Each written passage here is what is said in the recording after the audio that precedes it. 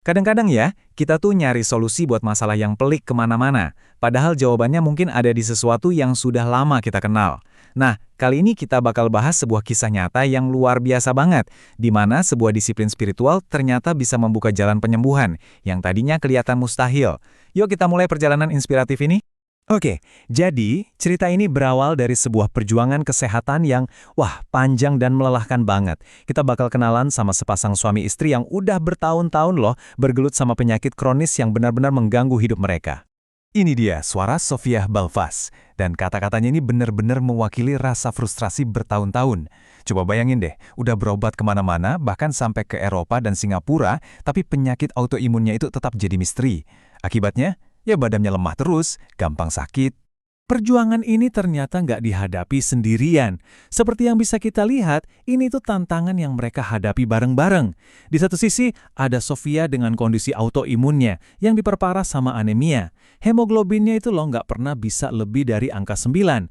Nah, di sisi lain, suaminya juga udah bertahun-tahun tergantung sama obat buat ngendaliin diabetes tipe 2-nya, yang gula darahnya tinggi terus. Jadi ini benar-benar pertarungan di dua front sekaligus. Nah, di tengah semua keputusan asaan medis itu, mereka nemuin sebuah titik balik. Tapi, titik baliknya ini bukan dari obat baru atau teknologi canggih loh. Justru datang dari sebuah praktik spiritual yang butuh disiplin dan keyakinan yang luar biasa. Betul, saat dihadapkan sama tembok besar penyakit kronis ini, mereka akhirnya berpaling ke amalan puasa sunnah, yaitu puasa Senin Kamis. Buat mereka, ini bukan sekedar coba-coba, tapi lebih ke sebuah keyakinan. Mereka merasa ini adalah petunjuk dari Tuhan, jawaban yang selama ini mereka cari-cari. Eits, tapi jangan dikira ini jalan yang mulus ya, sama sekali enggak. Seperti yang diakui Sofia sendiri, awalnya itu sengsara banget. Kebayangkan, kondisi badan lagi lemah, tapi harus nahan lapar dan haus sambil tetap kerja.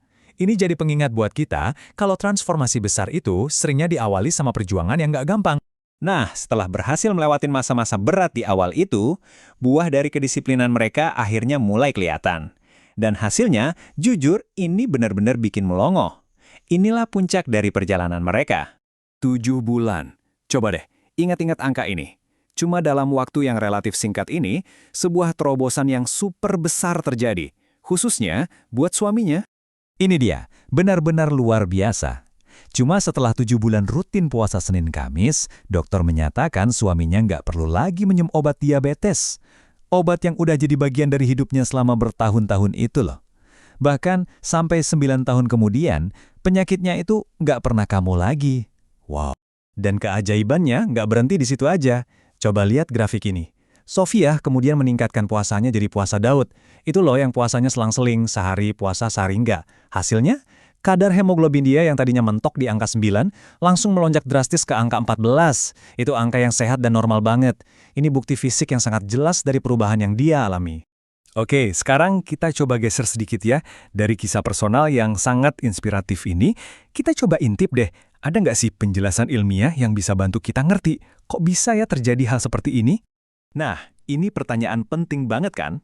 Apa yang dialami Sofia dan suaminya, ini murni sebuah keajaiban, atau sebenarnya ada mekanisme biologis di balik itu semua yang bisa kita jelaskan? Yuk kita telusuri bareng-bareng. Kunci buat ngerti kesembuhan suaminya itu ada di konsep ini, resistensi insulin. Gampangnya gini, ini adalah kondisi di mana sel-sel tubuh kita itu jadi kayak budek atau kebal sama insulin, padahal insulin itu tugasnya ngatur gula darah. Nah, kalau selnya budek, akibatnya gula jadi numpuk di darah. Itulah yang jadi cikal bakal diabetes tipe 2. Jadi, gimana caranya puasa bisa ngasih efek sehebat itu? Kita rangkum ya. Pertama, puasa itu secara alami menurunkan kadar gula darah dan bikin sel kita jadi lebih peka lagi sama insulin. Kedua, puasa itu ngasih organ pencernaan kita waktu buat istirahat dan memperbaiki diri. Ketiga, puasa bantu proses bersih-bersih alami tubuh atau detoksifikasi. Dan yang terakhir, ini penting banget buat penderita diabetes, puasa bisa bantu melindungi ginjal dari kerusakan. Dan ada satu lagi nih, mekanisme yang lebih dalam lagi, namanya autophagy. Anggap aja ini kayak program bersih-bersih dan daur ulang di dalam sel-sel kita. Pas kita puasa, tubuh kita itu mengaktifkan proses ini buat ngebuang bagian-bagian sel yang udah rusak, terus diganti sama yang baru. Ini benar-benar proses permajaan dari level seluler. Keren kan? Jadi, setelah kita dengerin kesaksian pribadinya dan kita lihat penjelasan ilmiahnya, kita bisa sampai pada satu kesimpulan yang kuat banget, yang nyambungin dua hal tadi. Poin utamanya tuh ini, pemulihan dua bias yang mereka alami itu bukan kejadian acak atau sihir.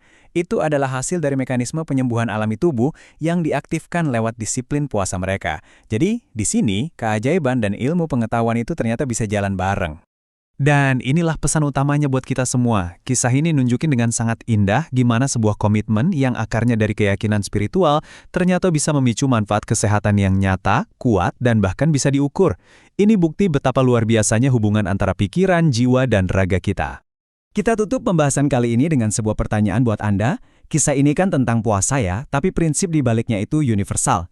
Coba deh pikirkan sejenak, disiplin apa, entah itu kebiasaan kecil, olahraga, atau praktik spiritual, yang kalau Anda tekuni dengan sungguh-sungguh, kira-kira bisa membuka pintu transformasi luar biasa dalam hidup Anda?